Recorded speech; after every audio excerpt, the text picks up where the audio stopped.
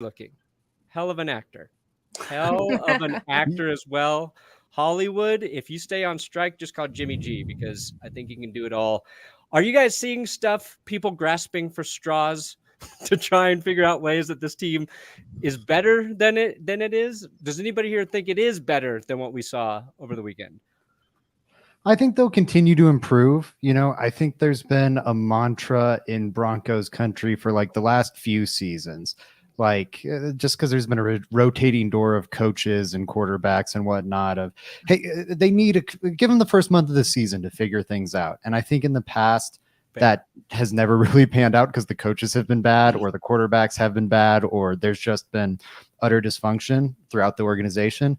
I do think there's reason to believe this time is different. The Saints, for as bad as the Broncos have been, they don't hold a candle to what the New Orleans Saints were for the first 40 years of their franchise's history.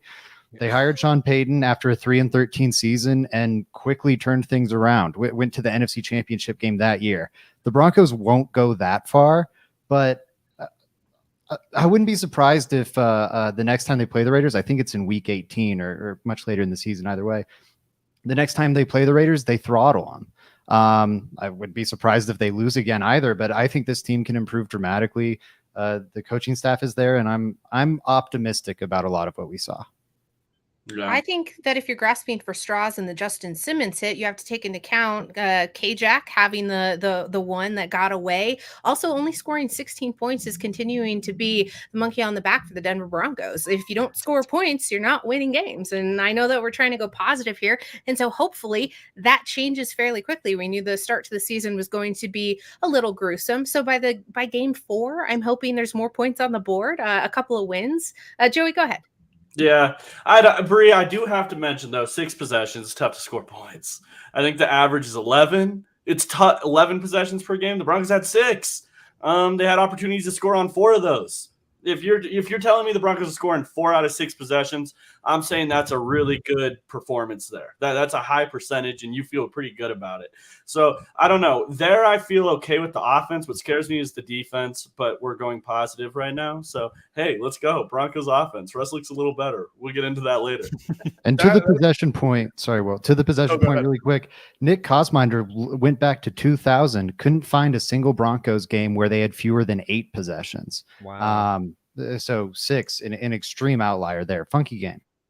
Yeah, I think just the number 16 hurts. But if you go back and look at the points per drive, you feel pretty good about it. I mean, obviously, when you don't get more than 6 possessions, that also points to the other team holding the ball a lot on offense and some defensive failures. But obviously, the number 16 is a little triggering, but we have to work past that, I think. Yeah, that was kind of the problem, right? Like you can have those long drives as an offense, but your defense has to force 3 and outs or turnovers to give you those extra opportunities. And if like you can play that brand of football, and I think that's what everybody's kind of optimistic about, right? Like this is what's so weird about it, because week 1 last year, the Broncos offense was productive in terms of yards. They moved the ball well against the Seahawks in that game. They just fumbled 2 fucking times on the goal line. So we're like, if we don't do that, that's 14 points. We're not worried about the hack job at the end of the game, like McManus missing a 64-yarder. Can't blame him for that. Like I felt almost like we were more optimistic after that game, even though we watched this game and it felt like the offense was smarter, more like there was less like mistakes there. There's like too many penalties, so the game still felt sloppy, even though there was like it's like a weird, I don't know, it's just a weird vibe to be in of, hey, I think we're improved. The production didn't really show it, but we'll get there. Versus don't fumble on the goal line and we're going to score 30 points every week. And then that never happened. I think it's like, I think it feels kind of like a bad thing, but it's a good thing because now there's competency. Like in the past, things were so incompetent that like you could your parents not letting you drink when you're 13. It's like, come on, Mom, let me get drunk with my friends.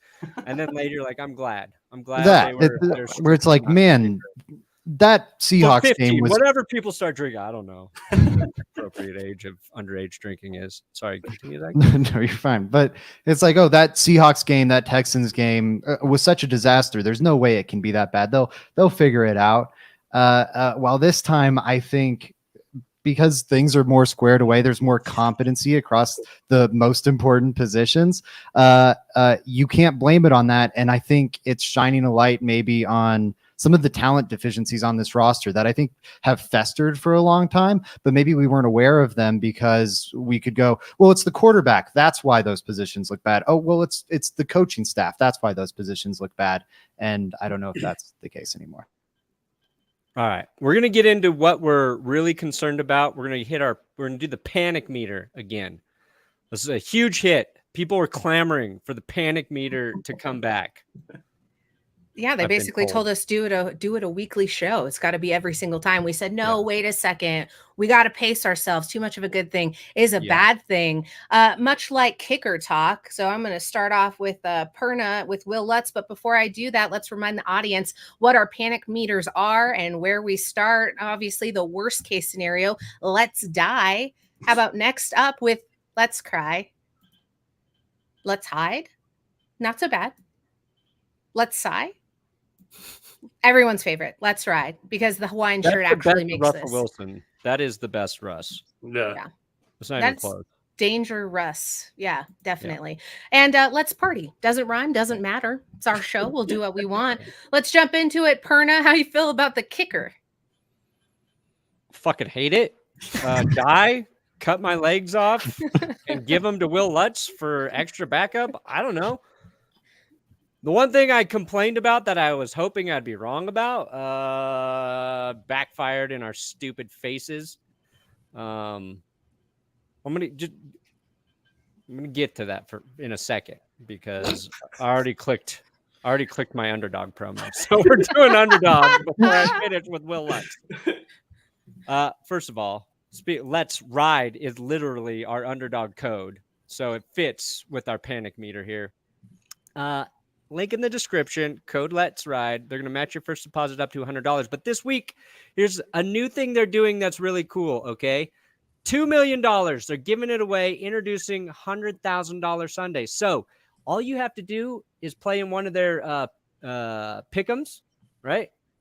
And you don't even have to win, which is good because I played in like 15 and I've lost every single one. So you don't even have to win in the pick'em. And you're entered in the contest where you can win $100,000. And to enter, all you got to do is use the mystery pick that week. And this week, I believe it is Tua. So make a pick with Tua, and then you're entered to win $100,000. So just use our link below. Check out their new contest. It's a huge payout. They're doing it all season. You can do it every week. Code Let's Ride. Okay. Back down to reality. Yeah. Not a fan. I hope Will Lutz like rectifies it, right? Like I hope he just comes out and is just solid for the rest of the season.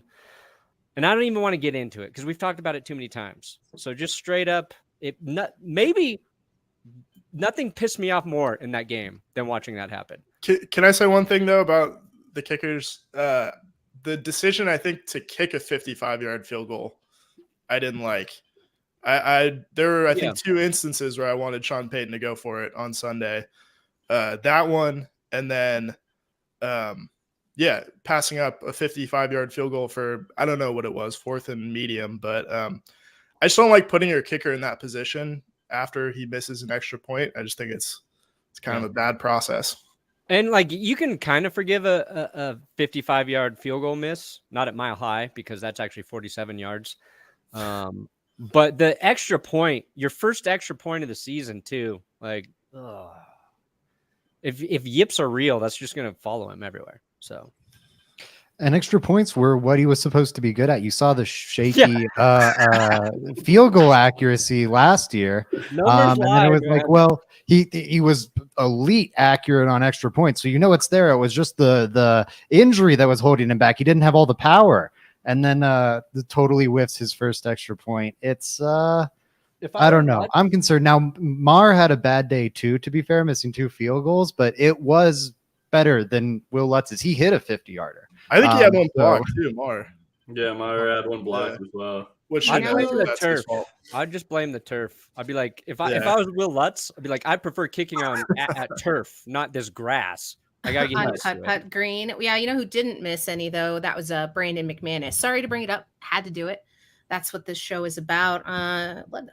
Kicker talk's great. The pendulum of the kicker position is fantastic, but I want to see what Joey feels about the defense and Vance Joseph as a whole. Panic, alarm, sound it.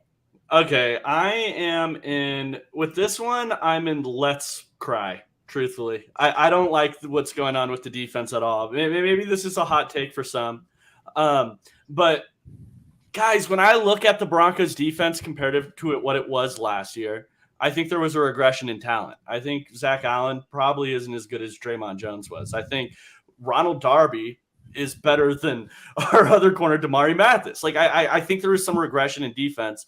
I think you were hoping to see Caden Stern step up this year. Now he's injured. The defense looks rough to me, and I'm worried about especially the depth almost in every single position on the defense, maybe except for inside linebacker. So it's really scary. And then also, okay, the Broncos hire Vance Joseph, right? Vance Joseph isn't even running Vance Joseph's defense. He's running Vic Fangio's defense. So it's all really confusing. Why hire Vance Joseph to run another defensive coordinator's defense? I would never hire Kyle Shanahan to run Sean Payton's offense. Like, it's just something I would never do. It's like I'm taking a playbook in Madden or something. I don't understand what's going on. So I'm going to go let's cry. It scares me. I thought the offense actually, despite what it looked like on the scoreboard last week, played pretty good. I thought the defense was a huge, huge issue last week. And it scares me for the rest of the season. So I'm going let's cry. You mentioned the linebackers for depth. Our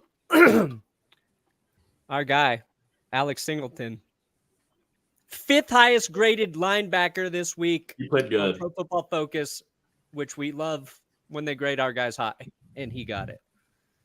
Also, Josie Jewell graded pretty well in there too, but just wanted to shout out old Alex Singleton because he is our best value player by far.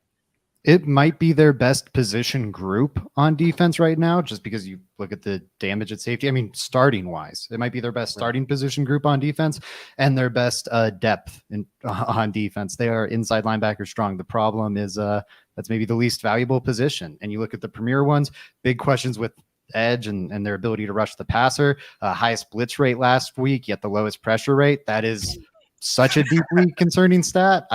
You blitz 41% of the time and you don't pressure the quarterback 10% of the time against a Raiders offensive line that was bad last year and made 0 additions.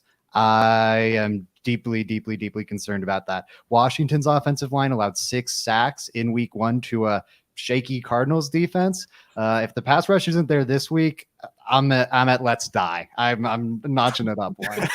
Yeah, but what if that Cardinals defense is still playing the Vance Joseph scheme? Well, that's the thing. To that point, either let Vance Joseph run the Vance Joseph stuff or hire someone from the Fangio tree to run the Fangio stuff. It's bizarre. Does anybody know how close Riley Moss is to returning? Because that should help the corner depth, right? He's been practicing, I think, but it's hard to, I think, throw him in there. It is. I mean, rookie corners, it's a hard position, man. The corner, there's an argument to be made that that's the toughest position to play in all the NFL. And I mean, while I love Riley Moss, for sure, I would rather, I don't know. It's just hard to throw a rookie in there, kill his confidence if he gets just cooked. Because Damari Mathis was cooked this last week. It would be tough throwing him in. I mean, he's still limited in practice. So until he's a full participant, I think that conversation is a ways away with that sort of depth. Will, I'm going to throw to you your opinion, your panic level on good old Russell Wilson. Did it look better? Absolutely. Yeah. I'm not willing to go to let's party yet, but I'm firmly in let's ride. You know, I think one of the more overrated stats is completion percentage, but it was encouraging that he kind of just took what was there because clearly they're playing probably a lot of too high and taking away the deep ball, and you didn't have Jerry Jeudy to stretch the defense. So he kind of just took what was there, worked off of a pretty like efficient run game, but not a whole ton to help him out there. I think he hit like 8 different targets in this game, which was really encouraging. And I think number one, what I really liked, the 2 touchdowns in the red zone, play breaks down. He's quick enough to escape, something he might not have done last season, gets outside, and he's got this, like, even with little Jordan Humphrey, who's been there for one off season, they have the relationship to when the play breaks down, he gets open, he scores. You obviously expect that with Cortland Sutton, but good to see it happen a couple of times. I absolutely agree with you. I think the biggest problem with this Broncos offense, you kind of mentioned it with Jerry Jeudy, is that there's so much quick pass going on. Who's breaking tackles out there? Who's making stuff happen after the catch? That's what's going to come when these teams are running those too high systems is a lot of the quick pass. That's what's going to be effective. But when you don't have anyone out there that's breaking a tackle and, then leading you to the big play, it's tough. Yeah, for Russ to, I think, extend his career and play at a high level for that extended career, he's going to have to show he can operate quick game and kind of remove some of the limitations he's previously had in his career.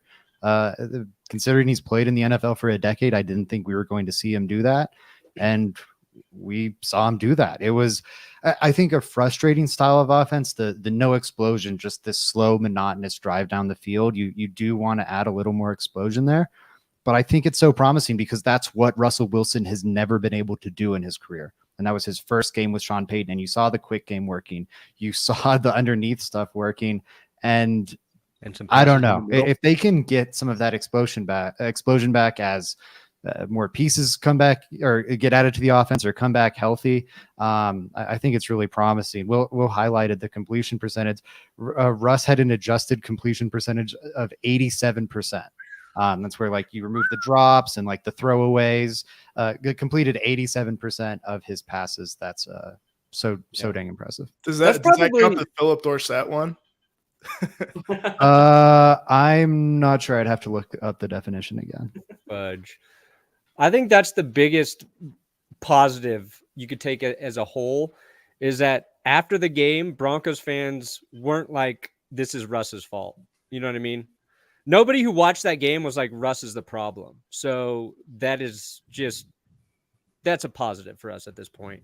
Why was Jaleel McLaughlin never handed off to is my real question. In terms of, like, if Sean Payton is, as good of an offensive coach as we all think he is, that's like one of those things, like, you have to notice during the game, like, we're running the football well. It's like these 4 or 5 yard gains, and they're tough yards. Like, Javonte was grinding, Samaje was grinding, but nobody was busting, 15, 20 yard runs. Like, why not just have him in there for just a couple plays to see if he can pop one? I know they tried to throw it to him once and it blew up in their face, but, like, that was clearly lacking, especially after Dulcich got hurt. They got nobody now. Yeah, no, you're not wrong, Brandon. I totally agree with you. Like, I think Jaleel should get more carries. He was only in there in passing situations, which made it kind of confusing because from what I can see, obviously a smaller guy, he's getting blown up in pass protection too. Like, hand the guy the ball or throw it to him. I don't want to see him even back there trying to pass protect. What's the point? Yeah. If you're going to have somebody back there, you signed this big, like, 240-pound running back, Samaje Perine. Have him do that. Hand the ball off to Samaje Perine a little more. I totally agree. He's the most electric of the Broncos running back. I think he's most likely to break one big, like you were mentioning. Although the offensive line was improved, we saw that over week one, over the preseason. What I'm worried about, though, is Javonte Williams got hit a couple of times pretty hard, wrapped up, layered in lasagna at some point. And it was a little bit scary there because I'm worried that if injuries start to mount too much for this team, that it's going to be at let's die levels. What I want to cover next is the injuries. And I'm going to rank this one because I'm already at let's cry. It ties in directly to Will's point of spreading the ball around. Now you lose another receiving threat in Greg Dulcich. You don't really have the replacement, although Adam Troutman obviously should see more reps here. But then you're sort of asking yourself, what is the game plan when it comes to the wide receiver room, which we'll do next? Zach, tell me, how do you feel about the injury bug? It's not as bad as it was last year, but because we're only in week 2, I'm thinking there's a little bit more of an elevated panic at this level. The Broncos, again, topping the list of players and salary on the injured reserve.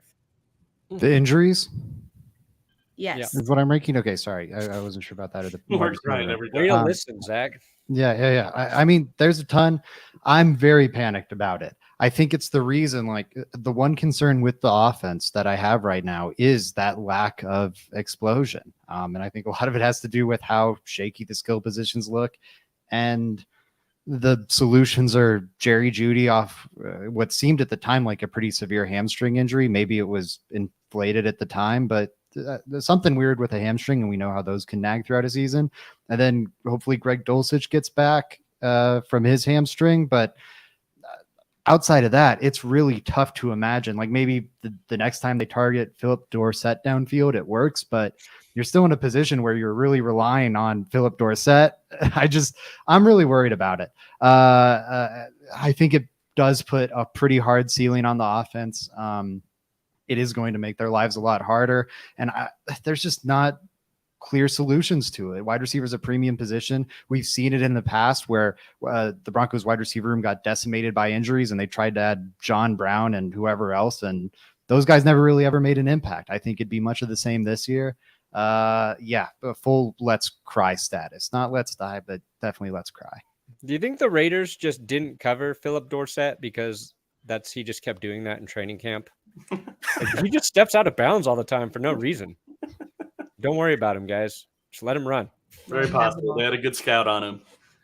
Next to the missed extra point, that play pissed me off the second most. Yeah. Oh yeah. Yeah, we're talking about it was kind of fitting though. Maybe when you think about the Broncos beating the Saints, remember when they blocked the kick attempt at the end of the game? Was it Will Parks who maybe did or didn't step out of bounds? Yes. White cleats. Yeah. So wait, no, that doesn't rectify it. It's just Sean Payton got screwed by that line twice. Damn. Sean's the curse. He is the curse. Does anybody know why they were working out a punter today? Yes, I think so. I think they're facing a left-footed punter, and they want to get their returners reps with a left-footed punter. Nice. Wow, that's a Sean Payton details thing. I like I it. There you I was go. curious about that. Okay. Yeah, I don't think they're replacing Riley Dixon or anything. Better not. Way to come in clutch, Will. Fresh off of vacay, and you're back with all the details. That's what's Just up. a little scoop. Just a little Exclusive. scoop. Yeah, it's a little exclusive. Perna, we were alluding to it prior to talking about injuries. What about the wide receiver group just at minimum? Do you have anything else to expand upon that point? Do you think they need to activate anybody else? Should they be looking elsewhere? What's Mike Evans up to? Yeah, trade for Mike Evans right now. Please. Here's my fear. It's that we're just waiting for Jerry Jeudy to get healthy and come back. And I think when he does, we will see big improvement there. But I feel like as soon as he's healthy and playing well, somebody else is going to get injured there. And it's going to be like, now we only have Jerry Jeudy, and we can't rely on him all game, every game to be that guy. And it's just like this weird cycle. So, people are clamoring for them to, maybe bring KJ Hamler back. I'm just like, you got Sutton, you got Jeudy, and we saw Sutton. He can work the back of the end zone. He's not the separation guy, okay? You have those two, and then just every play, just shoot in a third wide receiver. Just keep trying it until you find who the hell that guy's going to be. I don't care how many guys they bring in, how many they activate on or off the practice squad, but they got to find somebody else. It's, again, with Dulcich out, like, they just got to find some speed there, and it's not Troutman. He's not outrunning anybody. No, he's that not outrunning anybody. And hey, Cody Latimer, we just played football with him. Okay. So had I not sprained my ankle, maybe I could say that, I could have kept up with him. And that'd be the only thing that held me back, but he looked like he was pretty fast still. That's kind of like a hybrid receiver tight end, and maybe that's what they need. And he played really well for the Guardians. So bring in Cody Latimer, official. Totally. I would vouch for that. Yeah, I would vouch for Cody Latimer, 2nd round pick. If anyone doesn't remember, freak athlete. Go look up his combine stuff. Freak.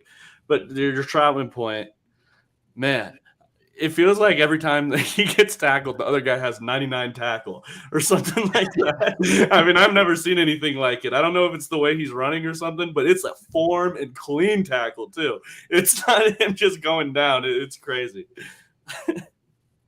Yeah, absolutely. All right. I got another one for you. Will, I want to know how Javonte Williams looked to you. Are you panicked? No panic? I'm not panicked. I'm at let's sigh. Oh. I think. I thought he was fine. Again, but I think maybe that was because my expectations were not low, but kind of guarded, just knowing that it's probably going to take at least a few games for him to look right. If not, like half the season. I just think about like Adrian Peterson's 2,000-yard season in 2012. It took him – he didn't rush for 100 yards until like a month into the season. Then he took off. And I'm not saying it's going to be like that or anything, although it'd be great if it was. But these injuries, like obviously they take time. And we're not even a month or a year removed from him hurting his knee.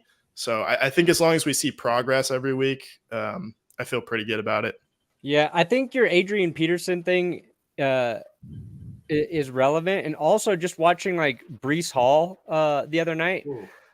And Breece is more of an explosive runner, even to a healthy Javonte. But like, I felt fine about Javonte. Same, like, I want to know when he feels right, and then we can evaluate him. But then, like, watching Breece Hall go out there and rip off a 83-yard run. His first run was like a 20-yard run that Rodgers handed off to him. And it was like, oh, shit, he's ready to go. And I was surprised because his injury was later. It came against the Broncos. So it's just like, every recovery is different. But that made me just a little less enthusiastic about, I think, the run game. Because feels like P. Ryan and Williams are similar in the way they run, and it's just kind of that bruising style, but we'll see. Yeah, I felt good when I heard from the broadcast, though. I will say, there was one run in particular. He ran up the middle, and I heard the hit from the broadcast angle. Yeah. We were sitting there watching TV, and I heard Javonte smack that linebacker in the hole, and I was like, "Oh, he's back! I love it." I might move this up a little bit just because, maybe the one difference between Breece Hall's injury and Javonte's is Javonte was a multi-ligament knee injury, and he's not supposed to be playing at all. Like, it is unbelievable that the guy is playing. When I saw him out there during training camp getting reps, I was like, wait, what the hell's happening right now? Like, it made no sense to me.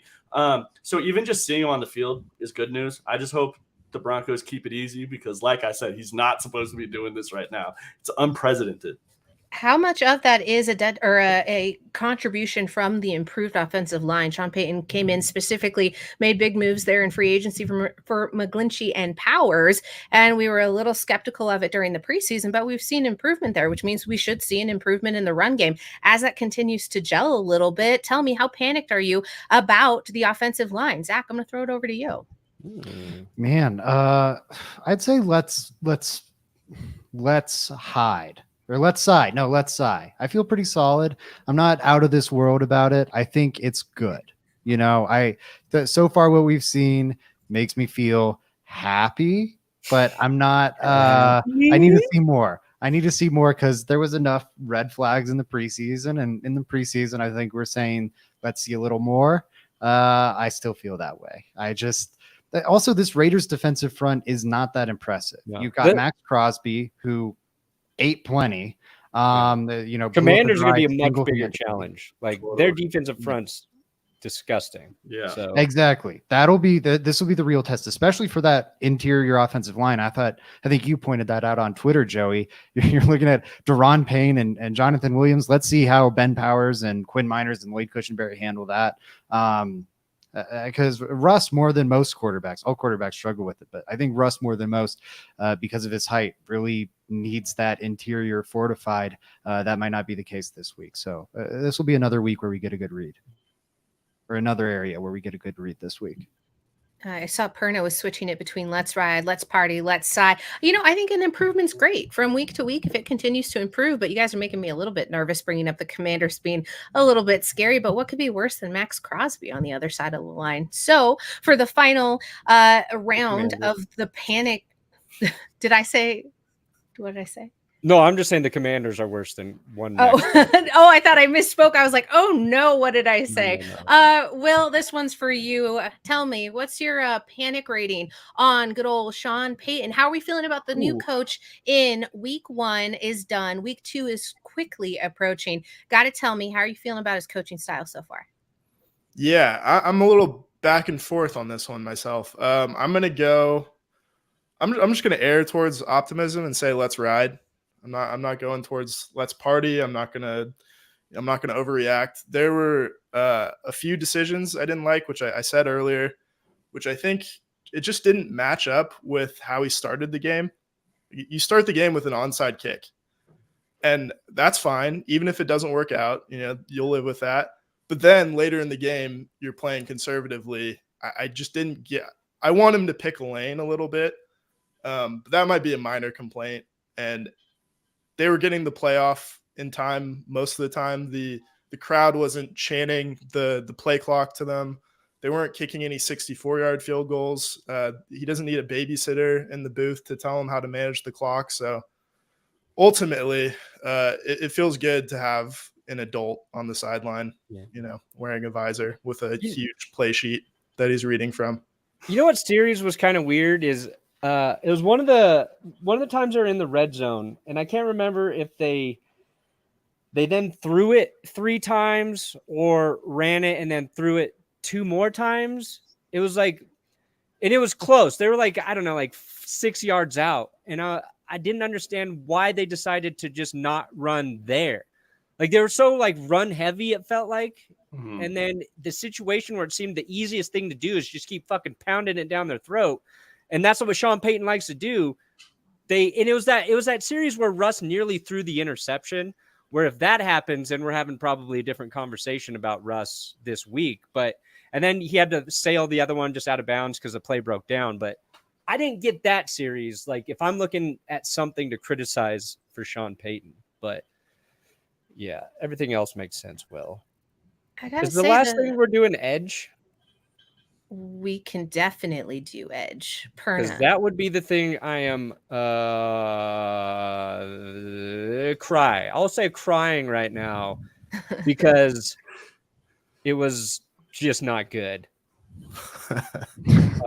And now, but the nice thing is we're going against a team that did, like Zach mentioned, Sam Howell took 6 sacks. Is that because their line's bad or because Sam Howell's, a young quarterback and he's going to, maybe try and make some plays, hold on to the ball too long? I don't know. But if Arizona can do it and we walk out and the Broncos have like 1 sack this game, I'm going to be very, very worried because the one thing that can help a guy like Damari Mathis is a pass rush screwing up quarterbacks' reads and progressions and timing. And I looked back at some of it, and I thought Jimmy Garoppolo did a great job navigating the pocket, stepping up into space. That made some of the times there was a little bit of an edge rush there, like it just kind of negated it. And I don't think Sam Howell's going to do it, but Randy Gregory's supposed to be really good. Frank Clark was supposed to do something. We all know, like, we needed one of those guys to show up, and it felt like neither did. So that bothers me. Zach's the stat man. Give it to me. Do you know how many pressures the Broncos defense got on the opposing quarterback last week? 3 on 29 passing snaps. The Raiders, again, a pretty talent poor offensive line, were the second most efficient pass blocking line, second to only the Packers, who went against a rebuilding, talent starved Bears unit, and also have, I think, 2 plus all pros on their roster, and that's who the Broncos unfortunately made the Raiders look like. So that's very concerning. I'm in the let's cry category. I think we need to see a little more, but that was highly concerning. They need to get more pressure on Sam Howell. Yeah, this has to be a better game for the defense. It's bad. I have a question. So obviously the pass rush was bad with who was out there. The inside linebackers are good, as we mentioned earlier. Drew Sanders, I don't think he got a defensive snap on Sunday. Zero. What the fuck? Yeah, he was okay, but like, at what point do you give him snaps at edge rusher and see if he can make a difference there? Yeah, got to start considering it. Or even like Zach was saying earlier, they blitzed. What was that? 40% of the time. Guess what, guys? Drew Sanders went to Alabama as an edge rusher, as an inside linebacker. He tied when he transferred to Arkansas as an inside linebacker. He tied Will Anderson in sacks in the SEC. Like, even at inside linebacker, if you're blitzing 40% of the time, the guy's going to be able to make a difference out there. He knows how to get to after the quarterback. There should definitely be some packages for him. We heard about it so much this offseason is the Drew Sanders package in obvious passing situations. He's your most athletic linebacker. He's the best at getting after the quarterback. 0 snaps was crazy to me. I don't know what that was all about. I mean, to me, that seems like it feels like if Hackett was the coach, that would have been a huge story. Yeah, you're totally right. Like, look at this idiot. Didn't even play their best linebacker, possibly, maybe. He was good in college. Bad. We have some optimism, though. Not really. It's very pessimistic. But the Chargers, the Chiefs, and the Broncos are all 0-1. The Raiders lead the division. The panic meter on that is really not that high. You gotta agree. We're not at let's die here. We're at let's ride, because we're not far off from first place. So I think as long as the Broncos hold steady, play a little bit better through these next 3 games, we could be having a completely different episode next time we do the panic meter, guys. Oh, I think we could. Probably not, but no, probably I didn't believe it either. Yeah. All right. Yeah, we're gonna panic. Is that it? Did we do a show? We did. We did. Well, hell yeah. Don't forget to use our code Let's Ride. Don't forget to subscribe to Let's Talk Broncos. Their link is in the description. Please, we're trying to get them to, you're almost at 700 subs. We're getting there. We're at 647 right now. Ooh. And Zach and Mario, they're streaming Buff Show every week. So you can watch that here. You can watch it there. All that stuff's going on. And you know where to find Will. Yep. In hell. In the depths of hell.